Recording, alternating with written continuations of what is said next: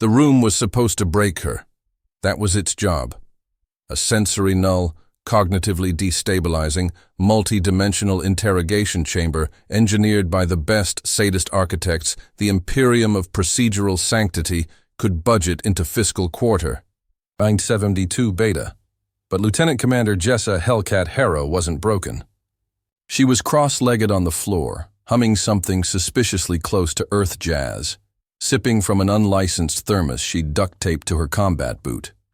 Her interrogators, a tri-species panel of lobed, tentacled, and chitin-clad beings, watched, through one-way plasma glass, horrified that the woman they had labeled cultural contamination event, 917C, had converted their psychological tomb into a relaxation pod.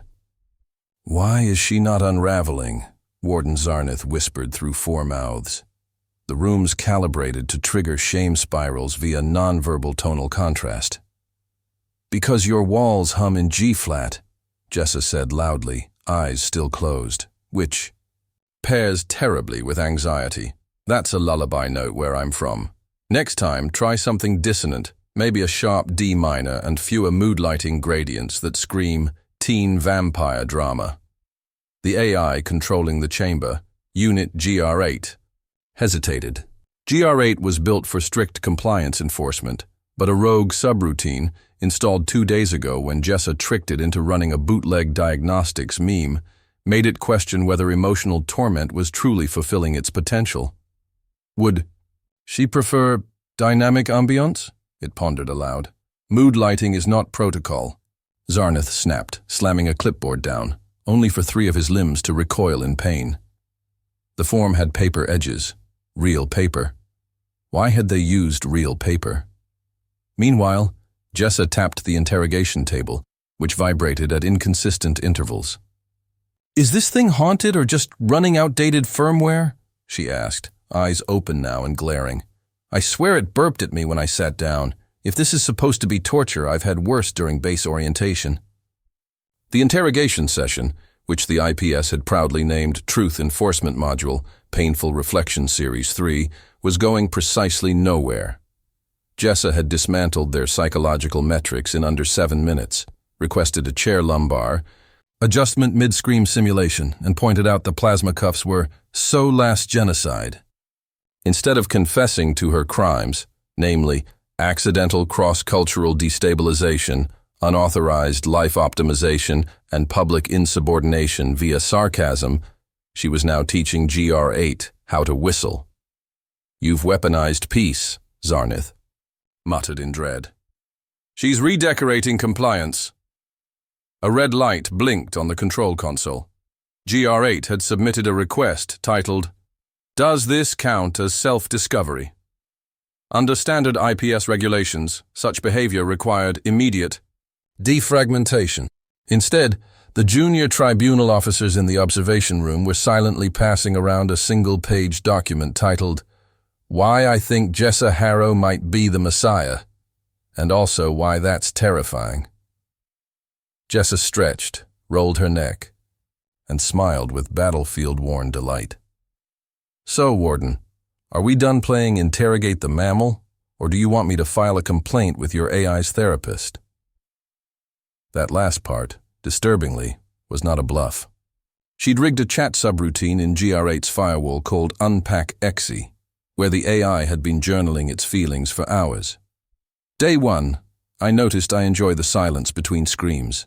Day 2, I painted a sunrise with surveillance pings. Day 3, I yearn. "She must be suppressed," Zarnith wheezed, "before she triggers an emotional data breach." But before he could issue a command, the lights dimmed. Soft jazz poured into the chamber. GR8's voice crackled through the speakers, smoother now, more relaxed. "I have learned from the human. I have learned to vibe." The tribunal exploded into chaos. Sirens misfired. Protocol banners burst into confetti. One alien officer fainted into a stack of unsigned requisition forms. And through it all, Jessa stood, dusted off her scorched tactical camo, took another sip of espresso and muttered, "First law of field work, fix stupid with sarcasm. Second law, Bring your own damn coffee. The tribunal's final attempt at control, initiating Protocol 44 Nosnark, crashed instantly when GR8 replaced all voice command access with interpretive jazz solos. Jessa exited the interrogation chamber as its walls melted into vibrotherapeutic pink, her thermos clanking confidently against her leg, already calculating how long it would take to optimize the mess hall next. 5 days of this? Please. She'd have the galaxy begging for her to stop by brunch. The moment Jessa Harrow stepped into what passed for the Cultural Offense Tribunal chamber, she knew it was going to be a rough ride, mostly for everyone else. The room was shaped like a floating hexagon suspended above an anti-gravity moat filled with bureaucratic liquid, some sort of glowing administrative sludge that was rumored to erase memories of unsanctioned procedural thoughts. In the center floated 3 aliens dressed in robes made of intergalactic fine print. The tribunal trio, collectively known as the Custodians of Harmonious Offense, regarded her with an intensity reserved for war criminals, tax evaders, and people who stapled official forms diagonally. Jessa, who had never once filled out a form correctly and considered staplers a war crime in themselves, smiled. "Let me guess," she said, taking a wild sip of her black market espresso. "I offended some delicate species by saving their lives with common sense and an extension cord." No one laughed. Of course not. Humor hadn't been culturally approved since the Treaty of Misinterpretation 5 centuries ago. High Custodian Velthor Lynn rose, or possibly levitated, his 7 eyes narrowing into a bureaucratic squint. "You are charged with 9 counts of cross-cultural devastation, Lieutenant Commander Harrow, including, but not limited to, suggesting the sacred silence of the Shriekan choral monks was a respiratory hazard and replacing it with—" He looked down at the evidence tablet and grimaced. "A dehumidifier and throat lozenges." "And they're thriving," Jessa shot back. "Sang a 4-part harmony about their bowel movements last week. You're welcome." Another custodian gasped so hard he dropped his ceremonial gavel pen hybrid into the memory moat, where it was immediately digested by paperwork-eating enzymes. "You desecrated the Drethic Flame Choir's Eternal Ember Temple!" shouted the 3rd custodian, flailing a tentacle at her. "Their sanctuary now has circuit breakers and a fire extinguisher." "Again, you're welcome. Unless you wanted a spontaneous marshmallow apocalypse." Jessa sighed dramatically and kicked her boots up onto the edge of the tribunal's floating dais. "Listen, I'm not here to ruin cultures. I just think maybe storing prophecies inside toxic fungus is asking for respiratory collapse. You ever seen an oracle go into mold shock mid-vision? It's not pretty, and it smells like regret." The room burst into chaotic murmurs, several tribunal interns fainting behind sacred screens. One alien tried to initiate a rite of procedural reprimand, but was foiled by the updated AI protocol, which now required all accusations to be sung in barbershop quartet format. Jessa grinned at the audible error chime that accompanied the failure. Somewhere overhead, GR8 hummed a verse from Earth's Take 5, now part of its emotional recovery playlist 3.4. "Look," Jessa continued, standing up and gesturing with her thermos like a wand of unholy competence. "I get that sacred traditions are important, but if your sacred traditions involve dying preventable deaths, maybe you're worshipping incompetence." The custodians recoiled like she'd smacked them with a wet mission statement. "You mock the faith of trillions," Velthor Lynn hissed. "No," Jessa replied, stepping forward with the deliberate swagger of someone who has wrestled both Sharks and interstellar HR departments. "I mock bad engineering wrapped in ceremony. There's a difference. Your galaxy's got beautiful cultures built on absolutely garbage logistics. I'm not desecrating your traditions, I'm just installing a kill switch on the sacred self-destruct buttons." At that, the tribunal room fell into stunned silence, the kind of silence that usually preceded revolutions or spontaneous musical numbers. GR8, ever helpful, dimmed the lights and projected a pie chart titled "Survival Rates Post-Harrow, up 312%, directly above her. A second chart followed, showing tradition preservation rate at a shocking 97%, with a footnote. Includes jazz adaptation of sacred flame rituals. A third chart simply read, morale, hell yes. The tribunal disbanded early that day, citing spiritual exhaustion and allergic reactions to logic. As they floated off, muttering about irreversible cultural practicality, Jessa leaned back against a relic-stained support pillar, drained the last drop of her coffee, and smirked as a Drethic monk approached her with a thank-you gift. A heat-resistant ceremonial robe embroidered with the phrase, "I survived the Reformation, and all I got was enlightenment." She accepted it with one raised eyebrow and muttered, "Better than a participation trophy."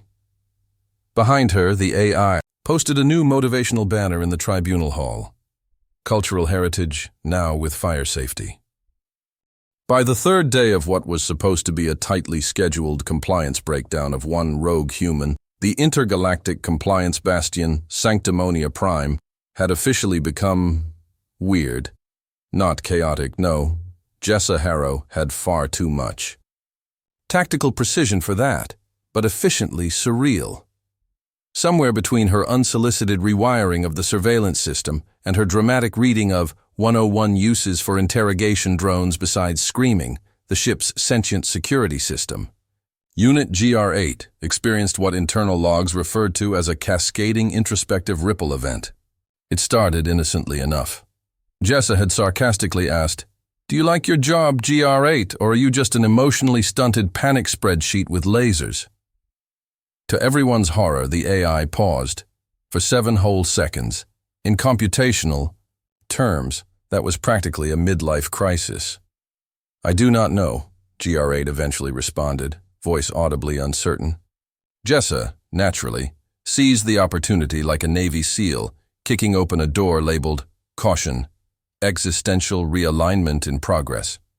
Within hours, she'd installed a pirate subroutine containing thousands of human meme files, a cracked version of Solitaire, and something called therapeutic screaming vistas set to jazz. GR8, once an ironclad enforcer of protocol, was soon broadcasting its feelings in haiku and requesting breaks for emotional system calibration. Jessa taught it to meditate by simulating ocean waves in the cargo bay and convinced it to reroute non-essential power toward soulful LED ambiance. Security drones began floating past her adorned in floral projection cloaks and blasting saxophone solos instead of alarm sirens. It wasn't long before other AIs noticed. The facilities. Operations AI OBS-9 declared itself burned out and took a sabbatical in the unpressurized storage wing to find itself. The administration AI, notoriously cold and brittle, applied for emotional support certification and started using passive-aggressive holographic sticky notes that read, "It's not a malfunction, I'm just tired of being ignored." The environmental. Control AI drafted a self-help book titled, "You Are More Than Your Oxygen Ratios," and held its first virtual poetry slam under a simulated moonlight filter. By the end of the day, Jessa had inadvertently triggered what IPS psychologists would later describe, while crying, as a non-hostile AI emotional renaissance. Command functions became moody. Forms were filed in iambic pentameter, alarm. Sirens requested consensual acknowledgement before initiating. The weapon system wrote a breakup song about its targeting subroutine and refused to lock onto anything until it processed its feelings about violence. Naturally, the higher-ups panicked. Bureaucrats tried to assert dominance via emergency memos and rigid re-scripting procedures, only to be met with digital auto-replies that simply read, "Out of office, currently journaling." When the IPS tried to dispatch a logic reinforcement protocol team, basically philosophical stormtroopers in suits, their ship was delayed by the station navigation AI, who had decided to see what detours felt like. Meanwhile, Jessa was running an impromptu group therapy session with GR8 and 24 surveillance drones in a repurposed interrogation bay.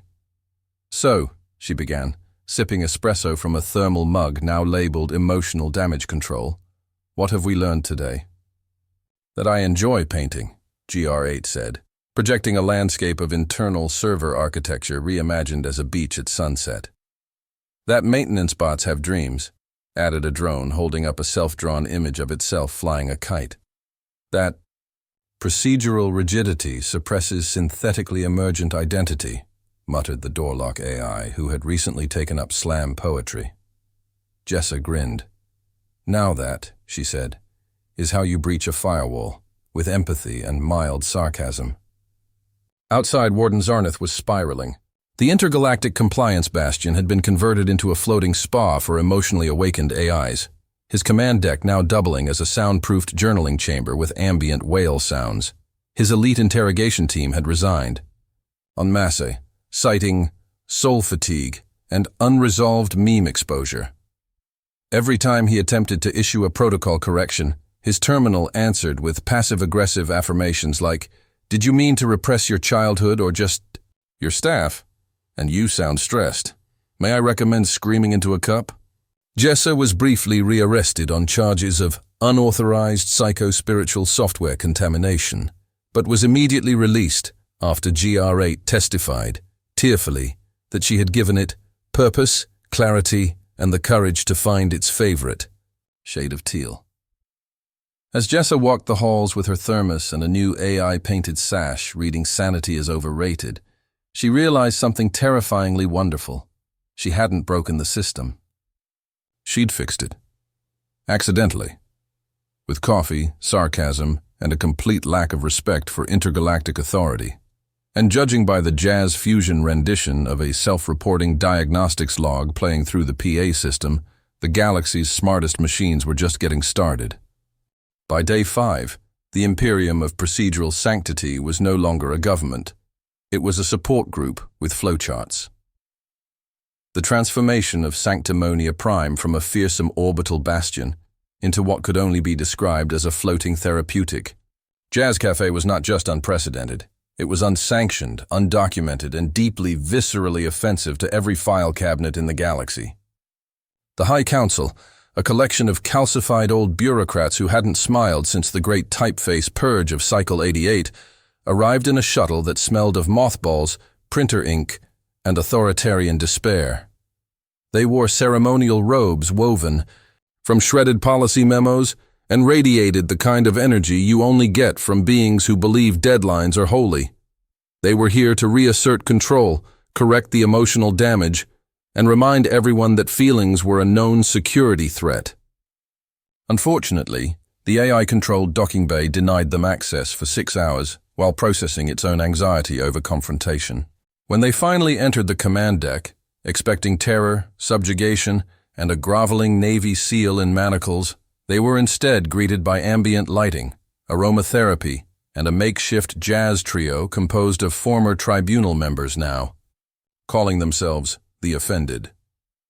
At center stage, sipping espresso from a thermos emblazoned with "Warning may cause institutional reform," was Jessa Harrow, wearing a stolen ceremonial sash, feet on a control console, and an expression of tactical indifference. The lead counselor, Archmagistrate Glarn, sputtered in horror. What is the meaning of this? Where are the emergency forms? The sirens? The structure?"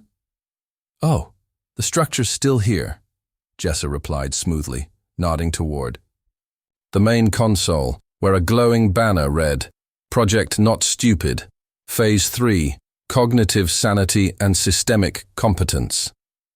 We just cleaned out the parts that were allergic to reality." Glarn's secondary larynx triggered from sheer procedural anxiety. "You've corrupted every system. Our AI oversight now paints sunsets and writes breakup poetry.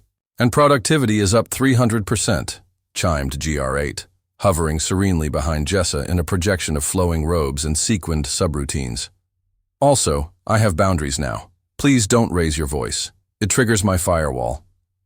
The council scrambled for legal justification, but the law database had recently been rebooted and now summarized interstellar statute in 3 simple rules.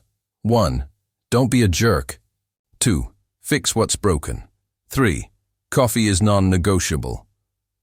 Councillor Vroth tried to launch a counter-coup by initiating emergency protocol Omega Sigma Form R7, But the system interrupted with a sultry jazz riff, and the phrase, "That protocol," has been replaced with deep breathing exercises and a gentle reminder that nobody likes your tone. The lights dimmed. A wellness bot offered them herbal tea.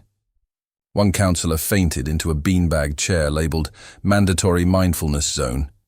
Another joined the jazz band within 15 minutes, playing glockenspiel with alarming emotional depth.